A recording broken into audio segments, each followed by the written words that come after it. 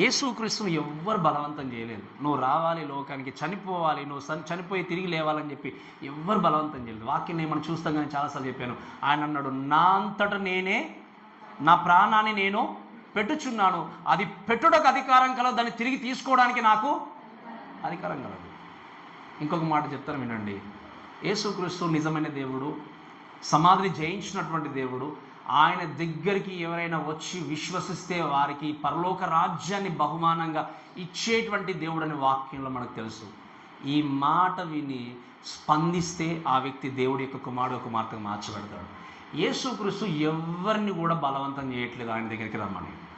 ఈ మాట మళ్ళీ చెప్తున్నాను ఏంటంటే, ఎవరిని కూడా బలవంతం చేయట్లేదు. ఈరోజు బలవంతం అని అంటుంటారు కానీ బలవంతంగా యేసుక్రీస్తు తన కుమారుడుగా కుమార్తెగా ఎప్పుడు మార్చుకోడు. ఆయన ఏ విధంగా మార్చుకుంటాడు అంటే ప్రేమతో, ఇష్టంతో వస్తాయని. ఇప్పుడు యేసుక్రీస్తు లోకంలో బ్రతికినప్పుడు 3-3.5 సంవత్సరాల్లో ఎంతో జనసమూహం దేవుని వెంబడించారు. కానీ చివరికి ఎంతమంది ఉన్నారు ఆయనతో పాటు శిష్యులుగా? మరి ఎందుకు వాళ్ళు ఉన్నారు అంటే, వాళ్ళని దేవుడు చూజ్ చేసుకుని పిలిచినప్పుడు వాళ్ళు ఏం చేశారు? స్పందించి దేవుణ్ణి ఇష్టంతో వెంబడించారు. కానీ బలవంతంగా దేవుడు లాక్కొని రాలేదు.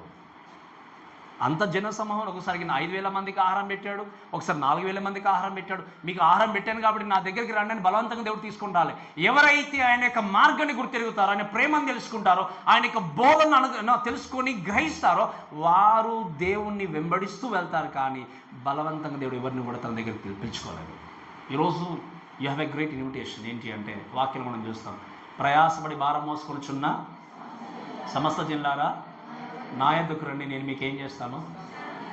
మీ జీవితంలో నేను పాపి, నేను మీకు గుర్తెరిగితే, నిజంగా నాకు పరలోకం కావాలని నీవు అనుకుంటే, ఈ లోకంలో ఉన్నటువంటి ఈ యొక్క శ్రమల నుండి, బాధల నుండి, ఈ యొక్క సిచ్యువేషన్ నేను బయటపడి పరలోక రాజ్యంలో శాశ్వతంగా నేను బ్రతకాలి అనుకుంటే, దేవుడు అన్నాడు కేవలము చూసి ఒక హైదరాబాద్ అనే కాదు, లేదా తెలంగాణ కాదు, ఆంధ్ర కాదు, ఇండియన్ కాదు, ఏది కాదు. వాక్యం ఏమిది? సర్వ లోకంలో ఉన్నటువంటి సమస్త అంటే ఏంటి అర్థము? దస్ వి కాల్ యూనివర్సల్ కాలింగ్. లోకంలో ఉన్న ప్రతి మానవుని ఉద్దేశించి దేవుడు ఏమన్నాడు? మీరు ప్రయాసముతో భారంతో ఉన్నట్టయితే నా దగ్గరికి రండి, నేనేం చేస్తాను మీకు. ఎక్కడైనా పక్షపాతం కనబడింది ఇక్కడ? చెప్పండి, కనబడిందా? నువ్వు పలాని స్త్రీవి, పురుషుడివి, లేకపోతే డబ్బు ఉన్న వ్యక్తివి, పేదవాడివి, లేకపోతే ఇది అది అని చెప్పేసి కలర్ అనేది డిఫరెన్సెస్ ఏమి కూడా దేవుడు చూడలేదు. ఏమన్నాడు?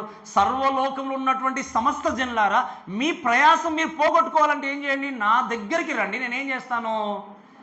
విశ్రాంతి ఇస్తాను, ఎందుకంటే నా కాడి చాలా సులువైంది అన్నాడు. ఇప్పుడు చెప్పండి, ఎవరికి పరలోకం కావాలి అంటే వారు ఏం చేయాలి?